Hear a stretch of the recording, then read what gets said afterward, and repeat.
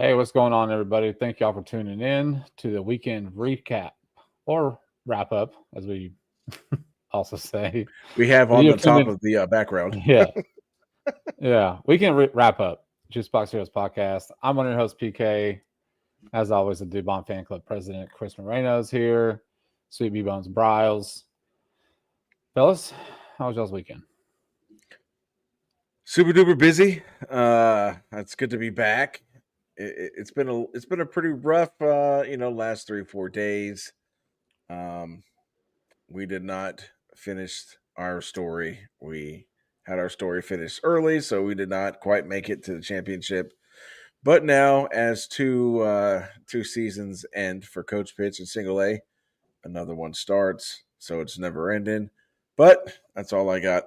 So, Browns, how's your weekend gone? Dude, fantastic. We're done with Little League. And just so anybody that was following, the League City Little League Marlins were in third place and a half inning, 1 out away and 2 runs away from getting to that championship. But we just couldn't quite do it. So anyway, but hey, the good news, guess what? We got more time now for Astros baseball and AAA baseball, by the way. If you've got that MLB package, you can actually watch it. So anyway, other than that, yeah, it's been a great weekend, man. A little hot, but other than that, how about you, PK? It was good. It was good. Yesterday, I was in Galveston all day. My daughter she had her beach tournament. They went 6-1 on the day. They lost by There you 2 go. in the final. So it was it was a good, productive day, but a little disappointed. You know, we played a team from Pearland, a club from Pearland that we see them in all the indoor tournaments, and I really can't stand them. So we lost to them. So it kind of hurt a little bit. But overall, man, it was a good day, hot day. Yeah, that's how the weekend went. So got to watch the Astros today. We'll sum up the series really quickly. They did split it like we all predicted. So, Chris, this is how it feels when you correctly predict a series. And the trash start. Well, to be fair, if this was a 3-game series, they would have lost the series. Just saying. Well, if it really would have worked out, they should have been swept. To be honest with you, that's the thing. They should have been swept. Now, I'll take the split. But whatever. Just to sum it up, this is how it feels to correctly predict an Astros series. We'll see what happens when they go to Tampa Bay, starting tomorrow for 3. But let's get into this thing, man. So on Thursday, we had a pretty damn good pitching matchup. You know, we had our ace and Hunter Brown and what I can assume is theirs and DeGrom. And I believe they both went 8 innings. Yep. Look, Hunter Brown had one mistake, and it was a cutter in to a lefty, and that got deposited in the right field bleachers. And that was your final 1-0. Pretty damn good pitching matchup, duel for that matter. Astros offense still anemic, they were actually hitting DeGrom, but it was again situational baseball where we're not plating runs in scoring position. We're not getting the hits that we need when we need them. We've got somebody in the 2-hole and the 4-hole that are rally killers. So that's how Thursday went. And we'll talk a little bit. We'll get into Friday, Saturday, Sunday. But let's start with Thursday. What were your takeaways from the game on Thursday? I'm not as frustrated with the offense. I mean, because we all know when DeGrom is DeGrom, dude, he's probably one of the best pitchers in the game, even at, 35, 36 now. So, and like I said, it doesn't take much to silence this offense. I mean, so you have a guy that, is Cy Young worthy when he's healthy, so it is what it is. I mean, it just sucks. Hunter Brown pitched a hell of a game. It sucks to get a complete game loss, because he went the 8 innings. So it's tough because those, when he's on the mound, you're expecting to get the dub that night, and to lose 1-0 off of, and who hit that home run? Wasn't that schmuck that said that it's time for the Rangers to like take back the state of Texas or something like that. And he's hitting like 120. Yeah, his name is Jockstrap Peterson. Joke Peterson? Joke Peterson, I believe so you he pronounced did it something correctly. great. So that raised his batting average to 126. Great. I'm sure that they're loving the money that they're handing him to hit what they could. Whatever. I mean, it is what it is, man. That's really all I got. Like, again, that offense, we all know the offense is one day it's fantastic, the next day it's hammered poo poo, and then you throw on DeGrom when he's on. So I wasn't surprised. Bryles, what did you think? What were your big takeaways? As a former high school, pitching coach and, just a fan, by the way, of, a pitcher's duel, I love that game. We came out on the wrong end of it, but I thought it was really fun to watch. You don't want to see, obviously, Joe Peterson, hitting one home run, and then we can't do anything about it. And PK's, no, we did have some traffic on the bases, but we couldn't even turn it into anything. So that's exactly what it was. I mean, it was a pitcher's duel from start to finish. There wasn't really much to be said about the bullpens at all.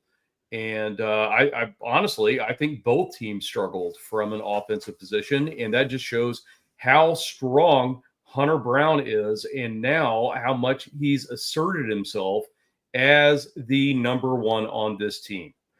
I know we're going to talk about Fromber here coming up in just a little bit, but at the same time, I'm going to focus on Brown and just say, listen, this guy has not just earned his stripes, but man, he has been dueling all season long.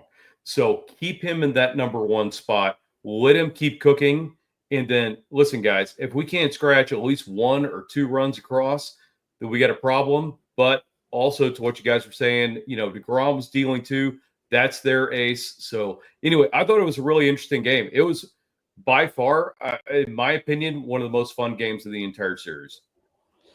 Yeah, I think, and I think normally I would side with what you're saying, Bryles, where it's like I'll take the pitching duel. These two pitchers are going at each other's lineups, and no one can touch them, and it's going to take a mistake to win the game, and that's what it took.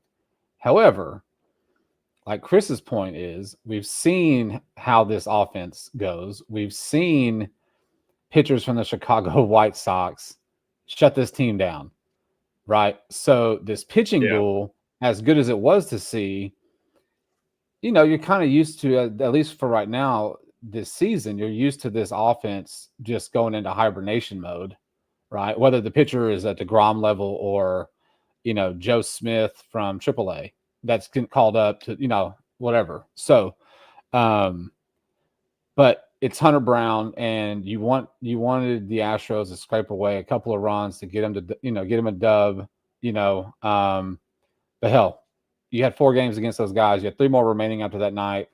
You put McCullers on the mound on Friday, needed to bounce back. It's the little brothers. It's McCullers, right? I think he does okay. I believe he went like 4 innings again. I think is what his line was. I think he gave up 3. It was 3-1 for a minute. Astros still kind of struggling against the Rangers starting pitching. And then the 7th inning comes. And then you get let's see, I think Myers got on first. I think he drew a walk. Then I believe Cam Smith hit one to the wall. And then the lineup turns over. And then we score 6 runs in the 7th. We take a 6-3 lead. Right? So that part was awesome. Now we got this, you knock the starting pitcher out and you get to their bullpen. And you end up taking care of their bullpen throughout the rest of the, in today's game. Same way, right? We'll get into that in a minute. But you put up, and I want to say the majority of those 6 runs, if not all 6 runs, at least 5 of those were with 2 outs. So it was like you were actually putting up some runs, in those situations. So that was Fridays. I don't know what you guys took away from Friday. I don't know if y'all were able to catch the whole game. I was kind of in and out on Friday. But I did catch that 6-run 7th. So that was the best part. I mean, I really didn't watch too much of that. We were too busy getting eliminated from the playoffs. So I really, it was just more of kind of looking at the box score afterwards. I mean, so it was, that's all I got for Friday's game. Well, I think you had Walker. Walker hit a bomb that night, I believe. I believe he had a 3-run bomb, and that's what. Because I noticed every time that I bench him in fantasy, he goes off. So that is the one thing I took away from it, is that I saw the box score, I got excited, went to ESPN and saw that I benched him, and then those 9 points on my computer. Yeah, those 9 points, man. That's a lot of points. Yeah, keep him on your bench. I'll put him in. Yeah, then I'll put him in, and he'll ground into 4 double plays and get me like -6 points. So yeah, that was my takeaway from it. So Friday, I went back and rewatched that game after we got done with baseball, and it was a fun game. I was just kind of like, all right, here we go again. And then you're right, we had the explosive inning, but before that, I do want to touch on what you were saying. It's McCullers. He looked so much better coming out, and we've talked about it, and everybody in the entire media has talked about like all the negative stuff that was thrown at him when he had his one bad start. Well, he chopped his ERA in half in that 4.1 innings that he pitched. So I mean, good for you, man. You had a great game. You went out, you threw exactly what a Major League Baseball player is supposed to actually do as a pitcher, and you got it done and shut everybody up. So I'm just going to say that he did everything he was supposed to do. And then, yes, the 6-run inning popped up in the late. What was that? The 7th? I think it was the 7th. Yeah, 7th. Yeah. So, I mean, then we popped off after that, and then the bullpen held it down. And, our bullpen's been a little shaky. I know we gave up a run in the 9th, but at the same time, we still got that win on Friday. It still looked good. So, hey, listen, I'm not complaining about it. But the main key that I want everybody to understand is that McCullers, despite all the crap everybody was talking about him, whether it was online or whatever, he came back, pitched, had a decent outing, and chopped that ERA in half. So anybody that was talking crap, shove it. Well, and that's 2 starts in a row for him that he's... And keep LMJ's name out your mouth. But that's 2 starts for him in a row where he's gone... I think he went 4 2/3 his previous start. Now he's at 4 1/3 again. Getting that arm stretched out, kind of getting that feel back on the mound. So I think the natural progression would be to see him go 5, right? 5 innings, 5 1/3, 5 2/3. Kind of work that up. But you're right, man. It's building blocks every time he goes out there. Every time he has a start like this where it's 2 to 3 runs, 4 1/3, 4 2/3 innings. It's just another block put on top of the previous, and then we just start to build something. So you're right. I'm glad you talked about it because I'm happy. I'm happy for him that he's having some success. And he can shake off 2 starts ago where you had complete psychos, going after him and his kids about a damn baseball game. But we'll see what happens coming up this week. I'm sure he's going to be on the bump again. Coming up this week. So Friday was the 12th come from behind win of the season for the Astros. I didn't know if you knew that. Today would have made the 13th. Not would have. It did make the 13th come from behind win today. But yeah, it was cool to see. It was better than cool. It was really badass to see. Crushed Texas Ranger fans in that 7th inning, and to see old man Bochy in the dugout, slamming his hand on top of the rail because his bullpen was walk, hit, home run, ball game. We'll see you tomorrow, right? So, let them run their mouth. Let them post the stuff about Jock Peterson and his comments he made when he first signed with them. And we'll just keep reminding South Oklahoma who the big brother is. So we go into Saturday. And I'm thinking like, all right, I would be cool. I'd be okay if we lost our prediction. Like, let's get this dub on Saturday. That did not happen. Now Saturday, I will tell you that I missed most of that, being that I was at Galveston most of the day. But I believe they'd lost 5-1 was the final score on that one. Correct. Yeah, it was. And I think the one run. Well, I think we scored one early, and then that was it.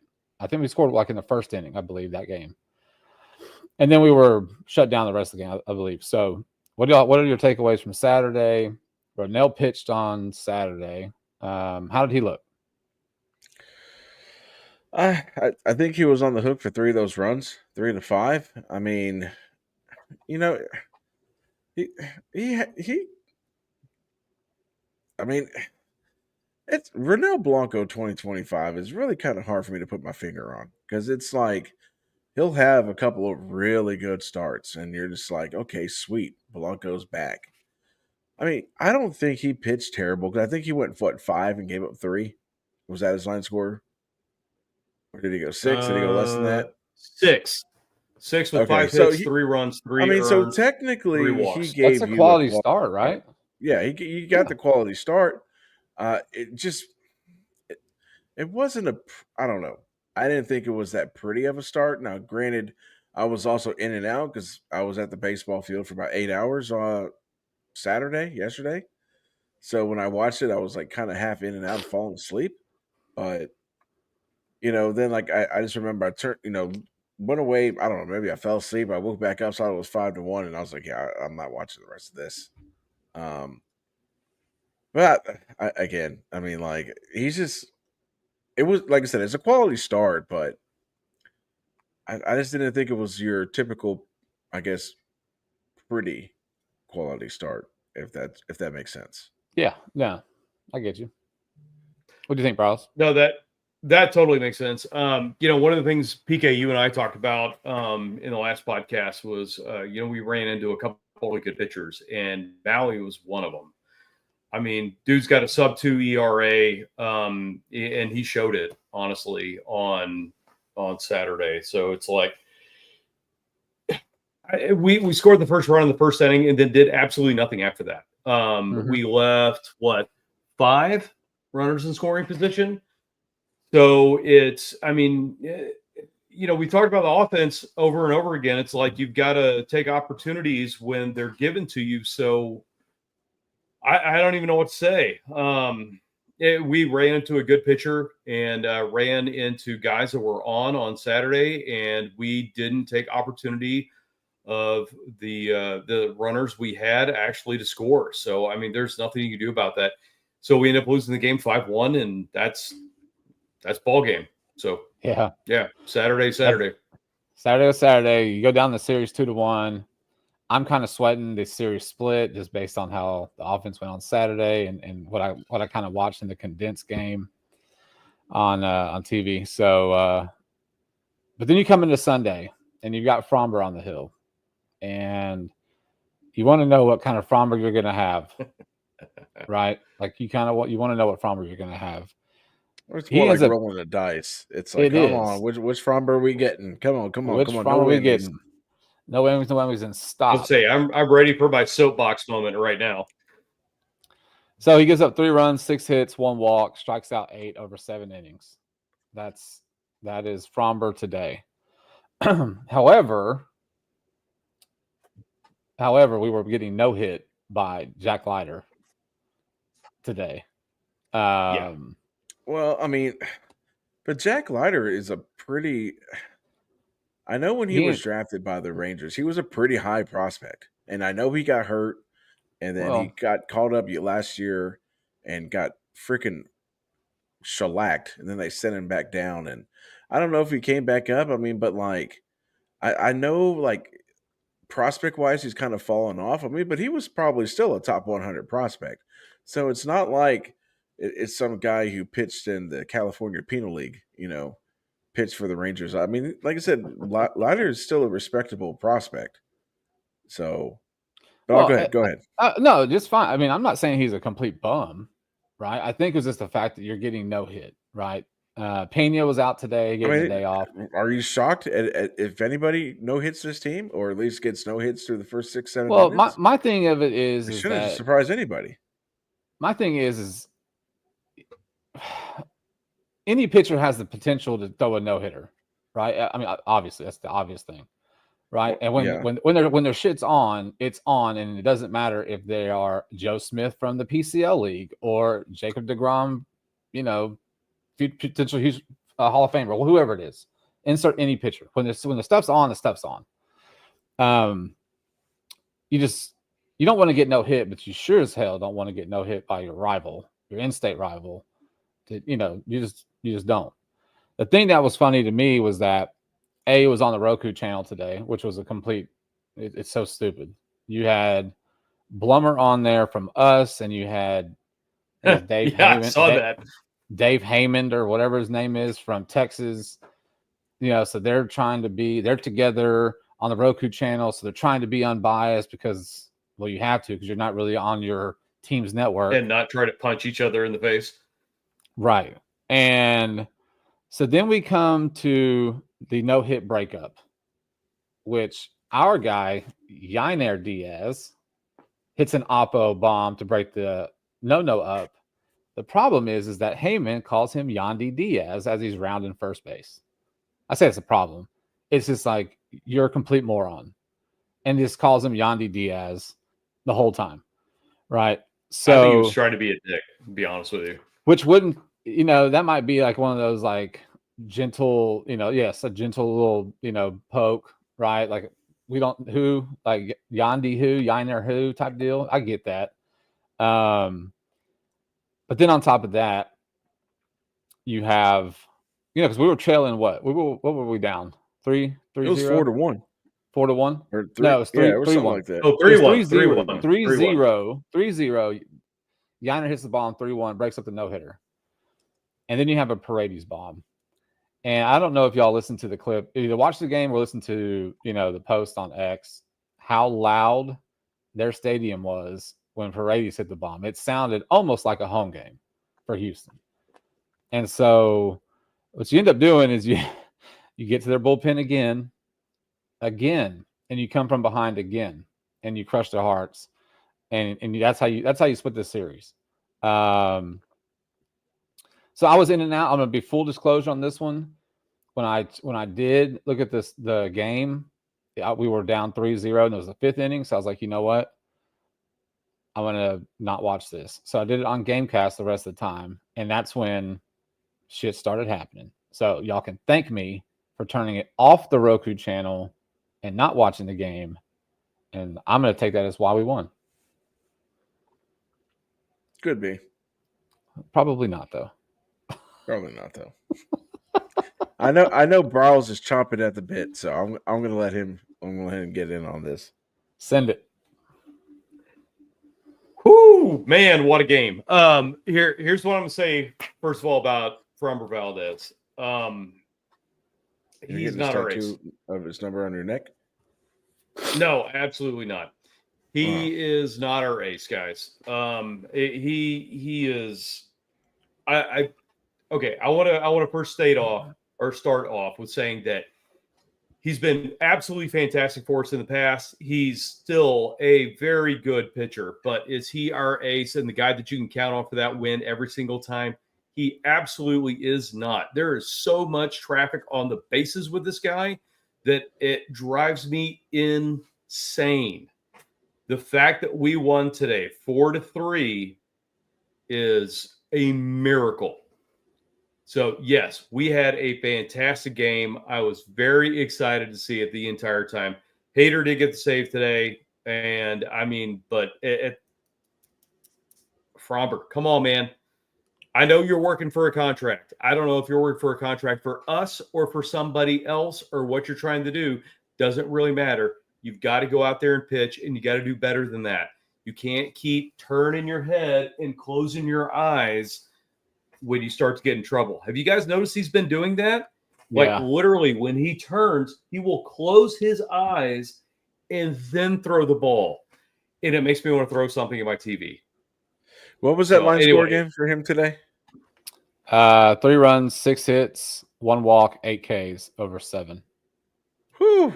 I mean, not terrible. You don't think you're being, I'm just saying, listen, we all know that from opening day that Fromber has the ugliest fantastic starts that you can ask for. I mean, I think that if you ask anybody, would you want your pitcher to go 8 innings, or you said 7 innings, 5 hits, okay, 7 innings, 5 hits, 7 3 innings, runs, 8 Ks. Ks, and 3 runs. I'm taking that from God, my come on, starter. any coach The or problem any pitching is coach that or you any can't organization. trust the offense to equal that output. And the problem is that 7 inning performance is extremely ugly as hell. So he was lucky. I get it. To only let 3 runs go by with the traffic he had. I'm telling you. Well, I mean, he does have a lot of traffic. They're very stressful outings for him. I don't want to say rare, but it's pretty seldom that he doesn't. That he has like a lot of clean outings. I'm saying this as he was one of my keepers in my fantasy baseball league. That's how frustrated I am right now. Yeah. So are you frustrated because of your fantasy baseball league or because of No, absolutely not. Because of the traffic he's got, man. It's like I'm just saying that line score is pretty legit, though. I'm just saying. I mean, if you're just looking at the line score, man, that's legit. I mean, now granted, like I said, I just think the problem that we have is that we've seen Fromber like 2022 Fromber, right? Where what did he have, like 30 or 40 or like 25 consecutive scoreless innings or scoreless or quality starts? No, he was on a quality start run, yeah. And the quality starts are like 7 innings, 3 hits, 1 earned run or no earned runs, and like 7 strikeouts. And I just think that we're so used to seeing that Fromber, right? That even when we see a Fromber that's 7 innings, 5 hits, 3 runs, and 8 strikeouts, then it's just like, oh my God. I mean, you know, like granted, yes, is there a lot of traffic on base? Yes, there's a lot of traffic on base. I mean, but at the end of the day, you look at that line score, I think any manager in the MLB will take that line score from a starting pitcher. Now, granted, I'm not saying that that's an ace line score, you know, but what I'm saying is that like I just feel like we get frustrated with Fromber, and I'm saying we, all of us as a fan base, because we've seen Fromber at his absolute best. And I just don't think that's who he is anymore. I think that's just, we have to accept that he's a little bit more on the you know, he's gonna elevate your blood pressure here and there. I think that's just kind of what he is. Yeah, I think that's where we're at with him. I mean, he's bona fide number 2. Hunter Brown's the ace. We know we get with Hunter Brown. We've never. I mean, we're going on a season and a half right now, really not knowing what Fromber we're getting. But what's Fromber's stats on the season? Just give me a win loss critical too. ERA. I mean, all right, give me 1 second. I'll get that for you. Just give me a win loss ERA on Fromber. 3-4 with a 3.57 ERA.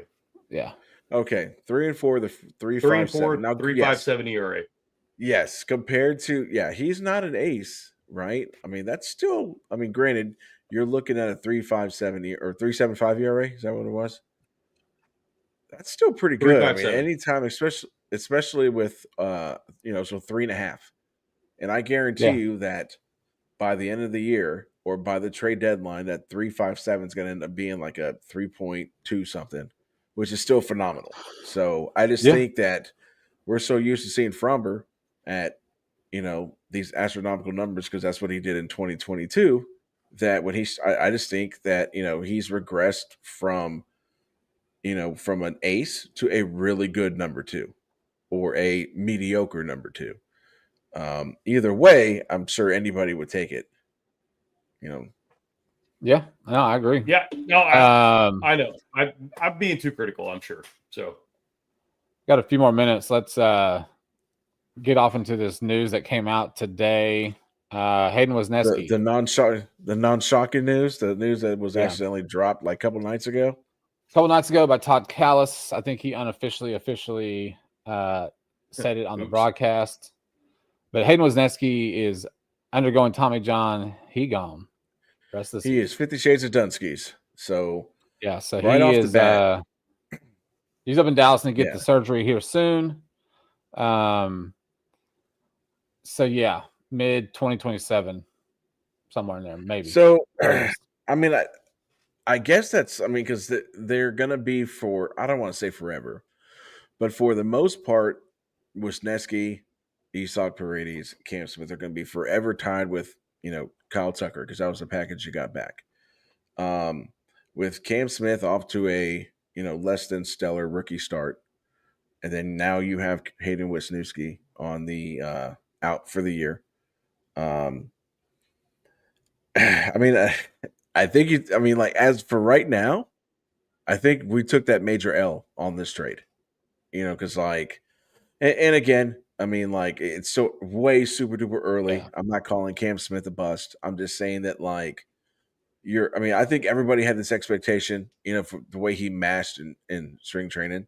Because what's his batting average now? Like 220. Yeah, it's pretty low. 30.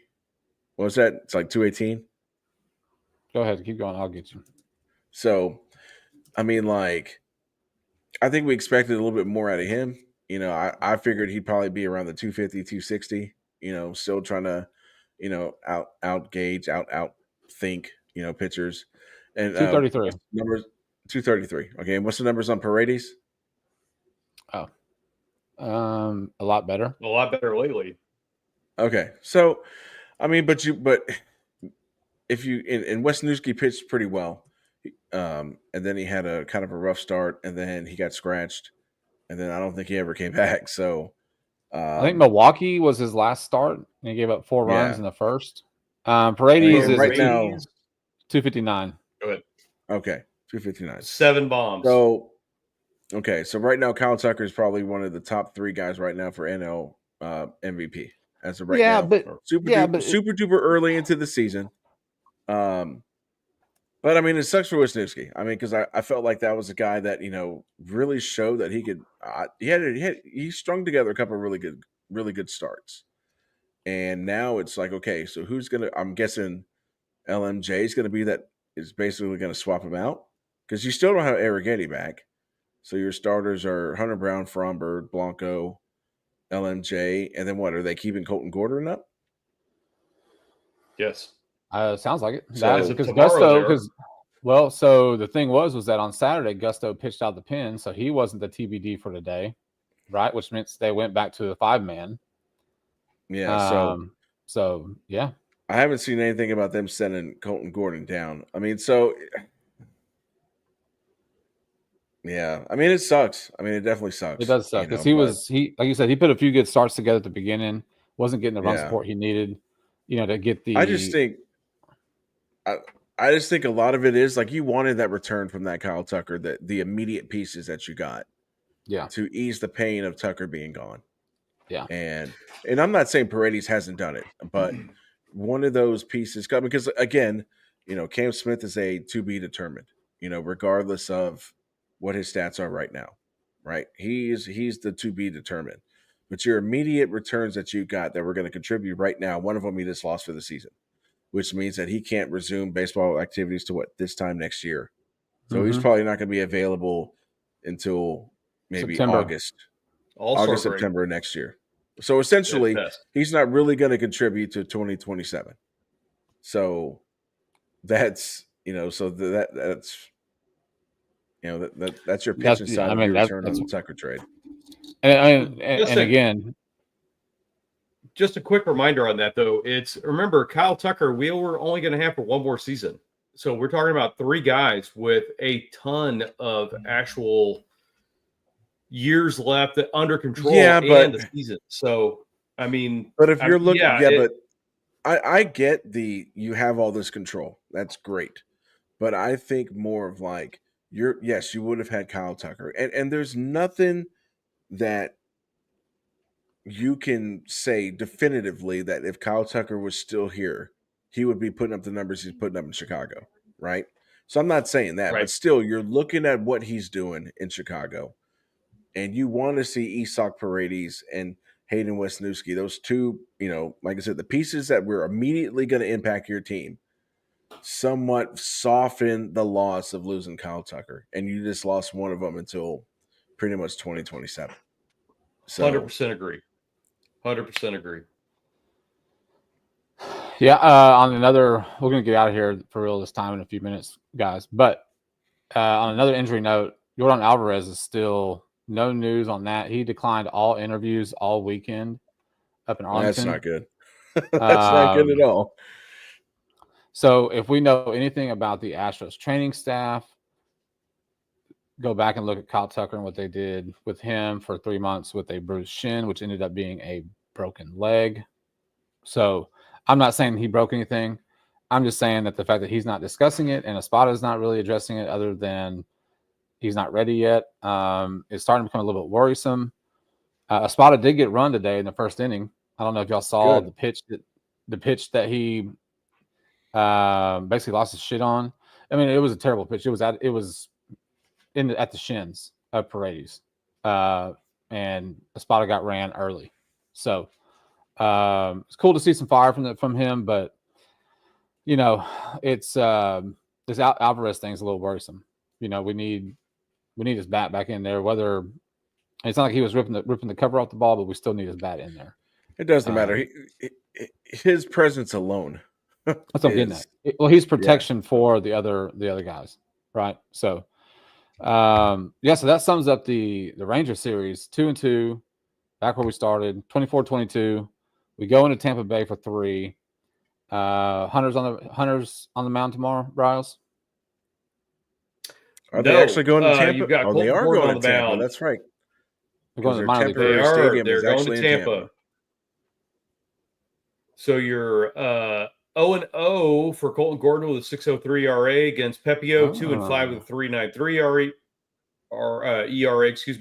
Tuesday, our favorite pitcher TBD versus Littell, 3-5 with a 4.81 ERA, and then PK, to your point, Hunter Brown on Wednesday, 6-2 with a 1.43 versus Bradley, 2-3 with a 4.80. So the only thing we got to worry about is a TBD. So this rotation is all messed up then.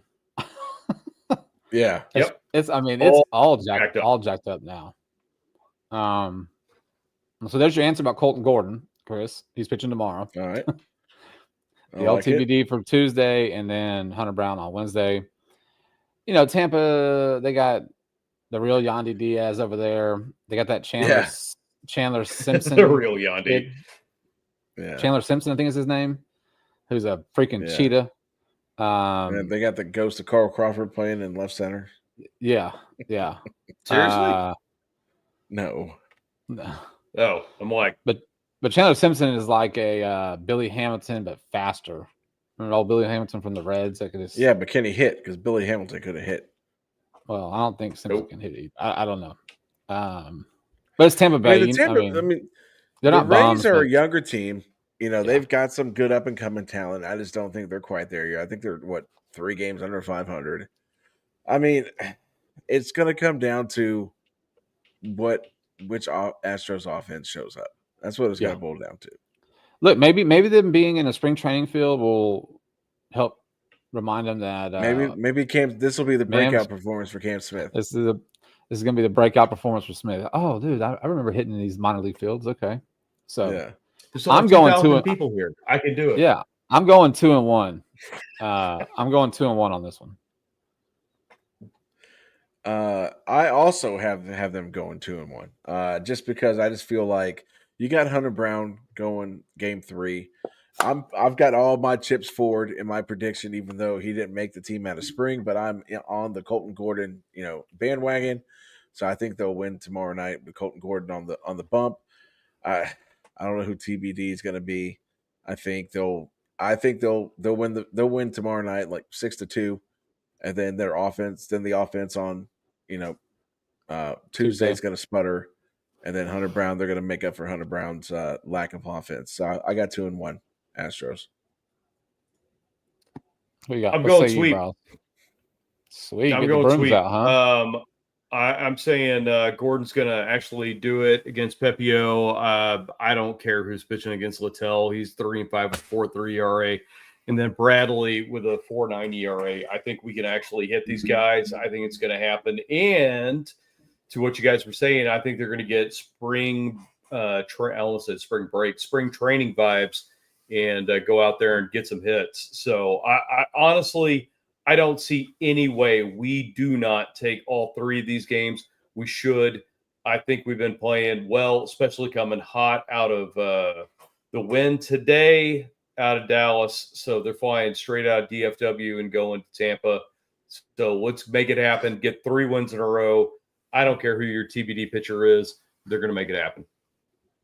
Yeah, I like it, man. It's just keep stringing these series wins together, right? I mean, I know we split the series with Texas. I get that, but start putting these series wins together and get some momentum. Let's go. I mean, I don't know who we have coming up next weekend. We'll talk about it on Thursday.